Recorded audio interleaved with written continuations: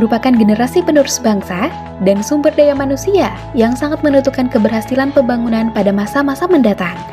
Bukan sebagai objek dalam pembangunan, namun seharusnya menjadi subjek yang berperan dalam menentukan keberhasilan masa depannya.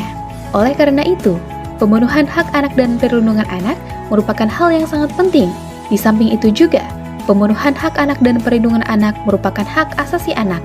Selain itu, anak juga seharusnya dilibatkan dalam setiap tingkat pengambilan keputusan, sebab setiap keputusan yang diambil akan mempengaruhi kehidupan mereka dan berimplikasi ke masa depannya. Dengan memperhatikan prinsip pemenuhan hak anak dan perlindungan anak, serta dalam rangka pengembangan Kabupaten Layak Anak, maka diharapkan Kabupaten Banjar menjadi kabupaten layak anak yang dapat memenuhi 24 indikator kabupaten layak anak yang mengakomodir hak anak untuk bermain, berkreasi, berpartisipasi, berhubungan dengan orang tua bila dipisahkan, bebas beragama, bebas berkumpul dan berserikat, hidup dengan orang tua, kelangsungan hidup tumbuh dan berkembang, hak untuk mendapatkan nama, identitas, kewarganegaraan, pendidikan, informasi, dan standar hidup yang layak, yang bebas dari kekerasan dan trafficking, sehingga dapat mendukung tumbuh kembang anak untuk menjadi generasi penerus bangsa yang cerdas dan berkualitas. Sebuah kabupaten layak anak idealnya harus memenuhi semua indikator yang ditetapkan oleh Konvensi Hak Anak. Untuk memudahkan klasifikasi pemenuhan hak anak tersebut,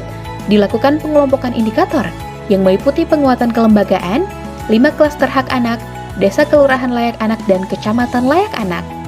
Klaster 1 hak sipil dan kebebasan, akta kelahiran dan kartu identitas anak, informasi layak anak. Sejak tahun 2019, Dinsos P3AP2KB Kabupaten Banjar melalui Forum Anak Daerah Kabupaten Banjar telah bekerja sama dengan Dinas Kominfo Statistik dan Persandian Kabupaten Banjar melalui Radio Suara Banjar berupa siaran radio pemenuhan hak anak setiap hari Sabtu jam 10 sampai jam 11 pagi dan telah meraih juara 1 KPID Kalimantan Selatan sebagai siaran layak anak terbaik se-Kalimantan Selatan. Lembaga Partisipasi Anak melalui Forum Anak Daerah menjadi juara 2 inovasi terbaik dan inovasi terbanyak tingkat Kabupaten Banjar, juara 1 Forum Anak teraktif tingkat Provinsi Kalimantan Selatan, dan juara 1 Forum Anak 2P Pelopor dan Pelopor DAFA Award tingkat nasional tahun 2023. Pemenuhan klaster 1, pemerintah Kabupaten Banjar bermitra dengan dunia usaha, dengan Waterboom Pesona Modern untuk kartu identitas anak, dengan Basnas untuk inovasi Probisa Manis dan inovasi Jempol Pelanduk. Forum Anak Kabupaten Banjar bermitra dengan Green Generation dan Pengadilan Agama Martapura kelas 1A dengan inovasi Pagar Sekolah. Klaster 2 lingkungan keluarga dan pengasuhan alternatif, berkolaborasi antar instansi dan lintas sektor dalam pencegahan dan penanganan perkawinan anak, serta berinovasi Kapulaga Manis.